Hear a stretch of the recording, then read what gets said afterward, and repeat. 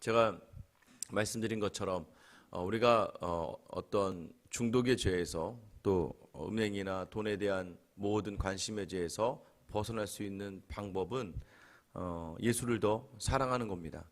다른 방법이 있는 게 아니에요. 누구를 더 사랑하느냐, 무엇을 더 사랑하느냐에 따라서 그 행동의 모든 모습과 자세가 결정되어지는 거예요. 이 새벽에 나온 우리 모두가 주님 만나는 그날까지 우리가 더 예수님만 더 사랑할 수 있게 되기를 예수님의 이름으로 축원합니다. 여러분, 그것이면 되는 것이죠.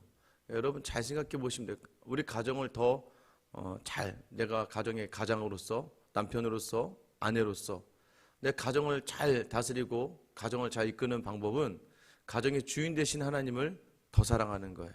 그럼 하나님을 통하여 가정을 보는 거예요. 그러면 가정은 누리는 장소가 아니라 섬기는 장소이고, 그 아무것도 얻어지지 않는 것 같은 그 섬김의 자리에서요, 하나님 반드시 열매를 누리게 하시는 줄 믿으시기 바랍니다. 직장도 사업도 마찬가지입니다. 사람을 보고 그 모든 것들에 기대를 걸었다가 무너지는 사람들을 많이 보게 돼요. 여러분, 그곳에서 하나님을 보고 나아갈 수 있어야 되는 거예요. 그 자리를 이끄신 분은 하나님이시기 때문입니다. 자, 그런데 거기에서 문제가 무엇이냐면 하나님을 통해 바라보는 시선이 아니라 자꾸 나의 눈으로 바라보는 시선, 내가 보기에, 내 눈 좋기에.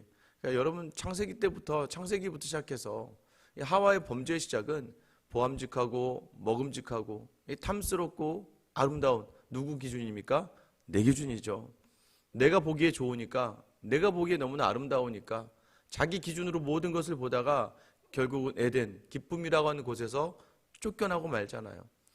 여러분, 그리고 그 이후에 모든 성경의 인물들이 마찬가지입니다. 하나님을 온전히 바라볼 때는 힘들고 어려운 중에도 함께 하시는 하나님의 그 은혜를 경험하게 되지만, 하나님을 향한 시선을 놓치게 되면 내 눈이 세상으로 가는 순간 두려운 거예요.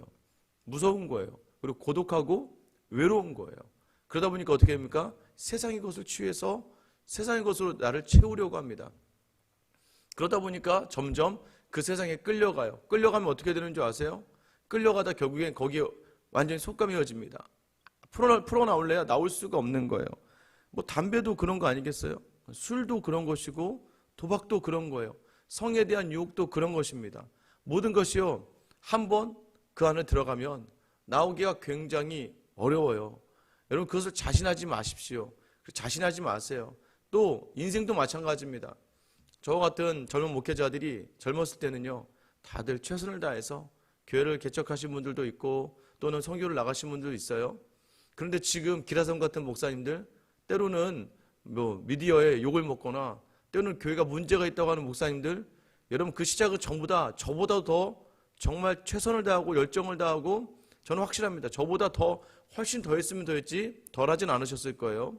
근데 왜 그런 분들이 나중에 그 끝에서 많은 사람들의 비난과 교회 수치의 자리가 되고 또 믿음의 자리를 시작했다가 열심히 섬겼다가 나중에는 중직이 되어서 교회 성도들로부터 손가락질을 당하기도 할까요? 여러분, 그걸 자신하시면 안 돼요. 나는 괜찮겠지? 안 그래요, 여러분. 사람들이 인정해 주기 시작하고 박수를 하기 시작하고 칭찬해 주기 시작하는 그 순간부터요, 사람은요 다 무너지고 넘어지는 거예요. 그러면서 이제 내가 마치 교회가 된 것처럼, 내가 마치 하나님이 된 것처럼, 내가 마치 무언가를 잘해서 얻은 것처럼. 근데 그 기대가 무너지니까 분노하는 거예요. 그 기대가. 여러분, 그래서 중요한 건 뭐예요? 이 모든 것들을 우리가 감당해낼 수 있는 거, 그게 무엇인 줄 아세요? 계속해서 자기의 모습을. 여러분, 고린도후서 4장 11절에 보면, 그러므로 우리가 낙심하지 아니하노니 우리의 겉사람은 낡아지나 우리의 속사람은 날로 새로워지도다. 낙심하지 않는 이유가 뭐예요? 겉사람은, 겉에 있는 것들은 중요하지 않다는 거예요. 속사람, 내 안에 예수가 담겨져 있느냐, 그렇지 않느냐. 그래서 나중에 여러분, 나는 나를 자신할 수 없는 거예요. 그래서 함부로 자신을 향해서 나는 그러지 않아, 나는 그렇게 크지 않고 나는 그렇게 되지 않았을 거라는 그런 교만과 자만의 자를 회개하셔야 돼요. 나는 그럴 수 있어요. 여러분, 우리가 그 얘기 한다고요. 없으니까 겸손한 거예요. 여러분이 다 가져보세요. 여러분이 과연 겸손할지. 그걸 자랑하는 게 아니에요. 그럼 어떻게 하는 거예요? 예수를 더 사랑하면 돼요. 예수님만 더 바라보기를 작정하는 거예요. 우리의 속사람을 강하게 하기로, 우리의 속사람이 주님 마냥 하기로 작정하고 결단해요. 그렇지 않으면 어떻게 됩니까? 세상에 못 빠져나옵니다. 여러분, 삼손이요, 자신의 머리털을 밀면 된다는, 이제 나시린으로서는 말해서는 안 될 이야기들, 그 진심을 블레셋 사람에게 말해주고 말죠. 드릴라가 듣게 됩니다.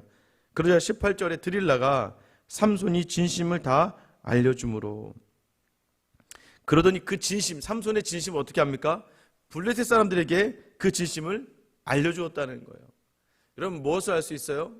절대 여러분 세상의 친구들에게 뭐 어린이집, 유치원, 초등학교, 또 우리 아이의 동창 엄마들, 학교 엄마들, 또는 뭐 직장의 제 직장 동료들, 여러분 세상에 여러분의 아픔과 고통과 여러분의 고민거리를 이야기해봤자 세상은요 다른 사람에게 그 진심을 이야기하면 이게 무슨 말인 줄 아세요? 여러분의 진심이요 그저 농담거리밖에 안 되는 거예요. 그저 이야기거리밖에 안 되는 거예요. 여러분 놓치지 마세요.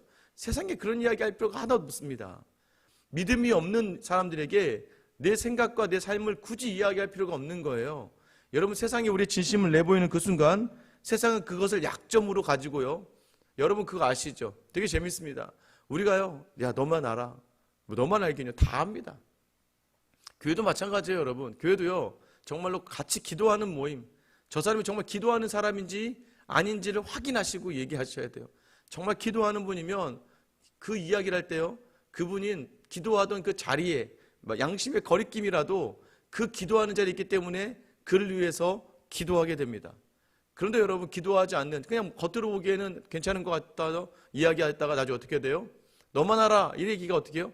다 너만 다 알고 있어, 나만 빼고 다 알게 되는 것이죠. 여러분 사람을 믿으면 안 되는 거예요. 세상을 믿으면 안 되는 거예요. 그 진심은 오직 하나님께만 있어야 되는 것이죠. 여러분 그러자 이 여인이요 머리털 7가닥을 밀고 어떻게 됩니까? 삼손을 이제 재우기 시작하는 것이죠. 뭐라고 이야기해요? 성경에서는 19절에 보면 삼손을 그의 머리털 7가닥을 밀고 괴롭게 하여 본즉 그의 힘이 없어졌더라. 여러분 괴롭게 했대요. 삼손이 괴롭게 되었다고 이야기합니다. 여러분 정말 괴로운 분 누구실까요? 이제 하나님이시죠. 하나님을 괴롭게 하는 자리에 삼손이 빠져들고 맙니다. 그리고 그 결과 어떻게 돼요? 이제는 삼손에게서 힘이 사라지는 거예요. 어제 말씀드렸잖아요. 나시린으로서는 하지 말아야 될 것이 무엇이었어요?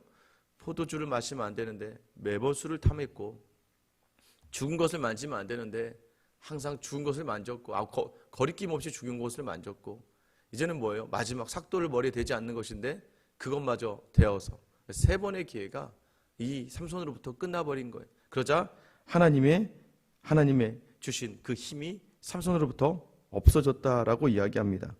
20절 보세요. 드릴라가 이르되 삼손이여 블레셋 사람이 당신에게 들이닥쳤느니라 하니 삼손이 잠을 깨며 이르기를 내가 전과 같이 나가서 몸을 떨치리라 하였으나 여호와께서 이미 자기를 떠나신 줄을 깨닫지 못하였더라. 여러분 이제는요 삼손이 세상에 취하니까 여호와께서 자기에게 없는 걸 몰라요. 나중에 믿음이 있다고 하면서 가정이 파탄나고, 믿음이 있다고 하면서 나중에 몸이 망가지고 어려워지는 모든 분들, 그분들의 마지막 이야기가 뭔지 아세요? 그때 내게 하나님이 없었습니다예요. 그때 제게 하나님이 없었어요. 여러분 하나님이 없는 자리에 그 마지막 비참함이 뭔지 아세요? 우리 21절 같이 한번 읽어볼게요. 21절입니다. 시작. 블레셋 사람들이 그를 붙잡아 그의 눈을 빼고 끌고 가사에 내려가 놋줄로 매어 그에게 옥에서 맷돌을 돌리게 하였더라. 여러분 이게 바로 마지막 삼손의 모습입니다. 뭐가 문제가 됐어요?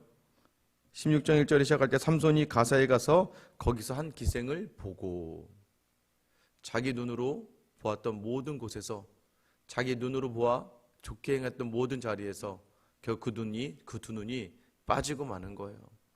더 이상 세상을 보지 못해요. 그런데 여러분 아세요? 이게 삼손에게는 은혜일 수 있어요. 더 이상 자기 눈으로 보는 것이 아니에요. 더 이상 자기 힘으로 할 수 있는 것이 아무것도 없었어요. 여러분 이 일을 여러분이 당하지 않게 되길 원해요.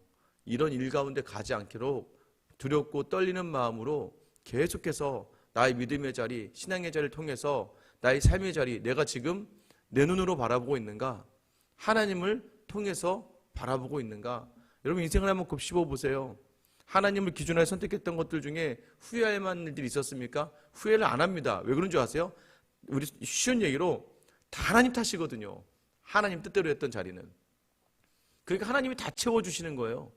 그런데 거기서 내가 인간적인 기대를 가지고 인간적인 소망을 가지고 했던 모든 자리는 전부 다 후회와 낙심과 분노만 남게 되잖아요. 왜요? 내가 책임져야 되니까. 여러분 인생 사는 게 굉장히 간단해요. 다 하나님 탓으로 돌리면 돼요. 전부 다. 하나님께 다 오늘 이 새벽에 나온 이유가 여러분이 하나님께 다 돌리기 위해서 나온 거예요. 자녀의 문제도 하나님께 드리는 것이고 경제적인 문제도 하나님께 드리는 것이고 건강의 문제도 하나님께 드리는 거예요. 그러면 보세요. 내 몸이 안 나아요. 몸에 대한 기도를 드렸는데 내 몸이 안 나아요. 그러면 뭐예요? 우리는 만약에 내가 내 중심으로 해서 그것을 생각했다면 내가 뭘 잘못했지? 내가 뭘 잘못 먹었지? 그러다 또 어떻게 돼요? 내 가족들이 나를 어렵게 해서 그런 거야. 내 부모가, 내 형제가 나를 잘해주지 않아서 그런 거야. 저 직장에 저 사람 때문에 그런 거야. 자꾸 남 탓하고 자기 낙심과 분노의 자리밖에 안 남아요. 그런데 하나님께 드리면 어떻게 돼요? 하나님이 지금 몸이 회복이 되지 않아도 하나님의 뜻이 있는 거겠지. 하나님 이 시간을 견디게 해주세요. 하나님 이 시간을 하나님과 감당하게 해주세요. 자녀에 대해서 기도합니다. 하나님께 내어 맡겨드리는 거예요. 그럼 자녀가 내가 생각한 것보다 잘 안 돼. 건강도 안 좋고 직장도 못 가는 것 같고 공부도 못하는 것 같고 아무것도 안 되는 것 같아요. 그럼 어떻게 해요? 그러면 여러분 하나님께 내어드리지 않으면요 다 내 잘못이에요. 여러분 자녀가 아프고 자녀가 잘못되면 부모는요 다 부모 잘못인 줄 알아요. 그러지 않습니까? 여전히 자녀가 지금 아파 보세요. 누가 제일 난리가 나요? 부모가 제일 난리가 나요. 내 자녀니까 내가 뭘 잘못했지? 이 아이를 내가 그때 거기 가지 말게 하고 그때 갔다 와서 손을 씻게 있어야 되고 여러분 그게 다 자기 잘못인 것처럼 느껴질 때가 있어요. 또 직장도 제대로 못 가고 결혼했는데 결혼 과정도 온전하지 못하고 그러면 내가 자녀를 잘못 키운 것 같은 그 죄책감이 나를 덮어요. 그럼 어떻게 돼요? 낙심하는 거예요. 그러나 여러분 하나님께 내어 맡기면 어떻게 돼요? 지금 부족하고 연약해도 하나님이 주인 되어주세요. 하나님께서 함께 해주세요. 저는 그래도 저에게 자녀를 위해 기도할 수 있는 이 자리를 주셔서 감사하다고 기대할 수 있는 소망의 자리가 있는 것이죠. 그렇지 않으면 어떻게 돼요? 차라리 그래서 여러분 때로는 여러분의 손에 다 얻어져서 여러분 마음대로 다 되는 것이 좋은 게 아니라 두 눈이 뽑혀서 더 이상 아무것도 하지 못하는 이 삼손의 이 자리가 은혜일 수 있다는 거예요. 왜 그렇습니까? 22절 말씀 그의 머리털이 밀린 후에 다시 자라기 시작하니라. 여러분 지금 그의 머리털이 밀렸는데 머리털이 다시 자란다는 거예요. 이것은 무엇을 이야기하는 거예요? 여러분 기억나세요? 시작하니라. 어떻게 시작했어요? 13장 25절에 소라와 에스다올 사이 마하네단에서 여호와의 영이 그를 움직이기 시작하셨더라. 처음에 삼손을 부를 때 시작된 단어예요. 결국 뭐예요? 하나님의 시작이에요. 하나님께서 다시 시작하신다는 거예요. 오히려 그의 눈이 뽑힌 그 자리에서 내가 아무것도 아니라고 인정되는 그 자리에서 나는 힘이 없고 무기력하다고 생각하는 그 자리에서 하나님 다시 일하기 시작하시는 거예요. 여러분 지금 실망과 안타까움과 근심의 자리가 있습니까? 안 되죠? 안 되는 거예요. 그거 안 되는 건데 왜 자꾸 그걸 붙들고 막 속상해하고 혼자. 여러분 그거 내어 맡기세요. 하나님께 내어드리세요. 여러분 눈을 닫으세요. 여러분 세상에 바라보던 그 모든 시선에 눈을 감아버리셔야 돼요. 그러면 하나님이 일하기 시작하시는 줄 믿으시기를 축원합니다. 하나님께서 그러면 주도해 나가기 시작하는 거예요. 내 눈을 닫으면 하나님께서 나를 인도하시는 거예요. 그래서 어떻게 됩니까? 그래서 우리는요 우리의 진심을 이야기해봤자 안 되는 거예요. 그런데 우리의 진심을 원하시는 분이 바로 하나님이세요. 그럼 하나님께 우리의 진심을 드리면 하나님의 진심을 우리에게 주십니다. 그 진심이 무엇입니까? 예수 그리스도예요. 십자가의 보혈의 능력이에요. 그것이 내게 임하니까 오늘 하루가 세상 사람들이 보기에는 도저히 살아갈 수 없는 괴로움인데 세상 사람이 보기에는 너무나도 외로운 자리고 고독의 자리고 낙심과 실망의 자리인데 여러분 그곳에서 은혜가 자라기 시작하는 거예요. 오늘 여러분의 자리가 어떠합니까?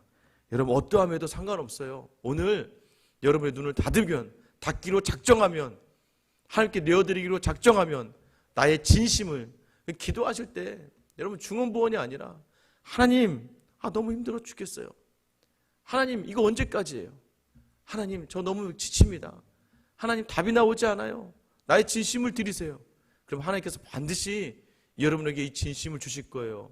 세상의 눈을 닫고 세상의 귀를 닫고 나랑 소통하고 나랑 이야기하자. 그리고 내가 너의 삶에 어떻게 일하는지를 한번 봐봐. 여러분, 그 기도하는 그 시간이 하나님의 은혜가 자라는 시간인 줄 믿으시며 오늘 담대히 여러분의 삶의 자리를 감당하는 그런 귀한 하루가 되시길 예수님의 이름으로 축원합니다. 이제 기도하겠습니다. 하나님은 언제나 우리에게 늘 진심이십니다.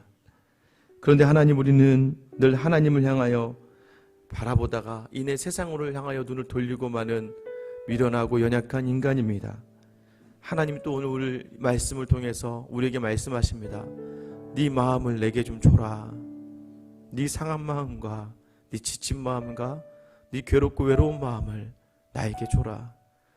하나님께서 눈을 닫기를 원하시고 하나님께서 우리의 마음이 오직 주님만 향하기를 원하시오니 오늘 시간 사랑하는 주의 성도들이 늘 하나님을 외면하고 배반하였지만 늘 기다리시며 은혜로 우리를 덮기를 원하시는 그 하나님을 인지하고 다시 한번 세상을 향했던 눈을 돌이키기로 결단하오니 주여, 이 시간 우리 성도들의 마음에 오셔서 다스리시고 그 마음을 주장하여 주셔서 내 안에 자라나는 은혜를 확인하며 담대하게 이 세상의 그 길을 걸어가는 저와 우리 성도들 다 되게 하여 주시옵소서. 주님, 이 시간 괴로움의 자리에서도 주의 은혜가 있다는 것, 외로움의 자리에서도 주님이 함께하고 계시다는 것, 고통의 자리에서도 기쁨 주기를 원하신 하나님께 우리의 진심을 드립니다.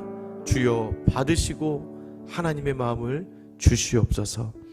늘 우리의 진심이 되시는 예수 그리스도의 이름 받들어 기도드립니다. 아멘.